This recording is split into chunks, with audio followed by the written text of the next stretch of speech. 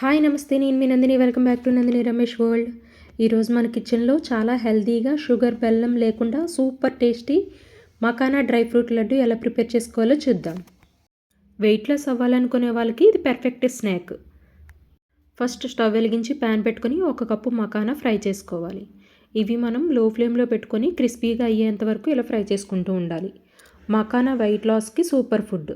ఇందులో ఫైబర్ ఎక్కువగా, ఫ్యాట్ తక్కువగా ఉంటుంది. దీనివల్ల క్రేవింగ్ కంట్రోల్ అవుతుంది. ప్రోటీన్ రిచ్ హెల్తీ స్నాక్ ఇది. హార్ట్ హెల్త్కి మంచిది. చూడండి, మకానా మనకి ఫ్రై అయిపోయింది. ఇది ఇలా ఒకటి పట్టుకొని చూస్తే ఇలా క్రిస్పీగా అయితే మనకి ఫ్రై అయిపోయినట్టే. వీటిని ఒక ప్లేట్లోకి తీసుకొని మకానా ఏ కప్పుతో అయితే తీసుకున్నామో అదే కప్పుతో 1/2 కప్పు పల్లీలు వేయించుకోవాలి. ఇవి కూడా లో ఫ్లేమ్లో పెట్టుకొని ఫ్రై చేసుకుంటూ ఉండాలి. ఇవి మనకి ఇన్స్టెంట్ న్యాచురల్ ఎనర్జీని ఇస్తుంది. బ్రెయిన్ డెవలప్మెంట్కి కూడా చాలా మంచిది. బోన్స్ స్ట్రాంగ్ అవుతాయి, హెయిర్ గ్రో అవుతుంది, స్కిన్ గ్లో ఇంప్రూవ్ అవుతుంది. ఇవి ఫ్రై అయిపోయాయి కదా, ఒక ప్లేట్లోకి తీసుకొని పైన పీల్ అంతా రిమూవ్ చేసేసుకొని పక్కన పెట్టుకోవాలి.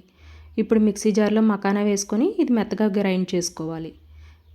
ఇది ఒక ప్లేట్లోకి తీసేసుకొని ఇదే మిక్సీ జార్లో పల్లీలు కూడా వేసుకొని పల్స్ మోడ్లో 2 టైమ్స్ దీన్ని గ్రైండ్ చేసుకోవాలి. బాగా పొడిలా గ్రైండ్ చేసేయకూడదు. కొంచెం పీసెస్గా ఉంటే మంచి టెక్స్చర్ వస్తుంది. ఇలా గ్రైండ్ చేసుకున్న దాన్ని కూడా ప్లేట్లోకి వేసుకొని ఒక 2 స్పూన్స్ పక్కన పెట్టుకోండి. ఇప్పుడు 1/2 కప్ ఖర్జూరం సీడ్స్ రిమూవ్ చేసి దీన్ని మెత్తగా గ్రైండ్ చేసుకొని వేసుకోవాలి. ఇదంతా ఇప్పుడు బాగా మిక్స్ చేసుకోవాలి. ఇందులో మనం షుగర్ కానీ బెల్లం కానీ ఏమి యూజ్ చేయట్లేదు కాబట్టి స్వీట్ తినాలనుకునే వాళ్ళు ఈజీగా 5 మినిట్స్లో చేసేసుకోవచ్చు. ఇదంతా ఇలా మిక్స్ చేసుకున్న తర్వాత 2 స్పూన్స్ నెయ్యి వేసుకోవాలి. ఇదంతా బాగా మిక్స్ చేసేసుకొని దీన్ని కొంచెం కొంచెంగా తీసుకుంటూ లడ్డూల కింద చేసుకోవాలి. మీకు ఒకవేళ ఇలా లడ్డూల కింద అవ్వకపోతే కొంచెం ఖర్జూరం పేస్ట్ యాడ్ చేసుకోండి. చూడండి, మిగిలినవన్నీ కూడా ఇలాగ చేసేసుకోవాలి.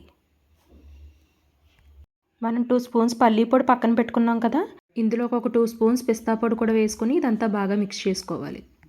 ఇప్పుడు ఒక్కొక్క లడ్డూని తీసుకొని ఇందులో డిప్ చేసుకొని పక్కన పెట్టుకోవాలి. ఇలా మొత్తం అన్ని లడ్డూలని ఇలాగే డిప్ చేసుకోవాలి.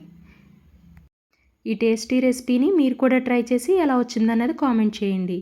ఇలాంటి మరిన్ని వీడియోస్ కోసం ఇంకా ఎవరైనా నా ఛానల్ సబ్స్క్రైబ్ చేయకపోతే సబ్స్క్రైబ్ చేయండి, లైక్ చేయండి, షేర్ చేయండి.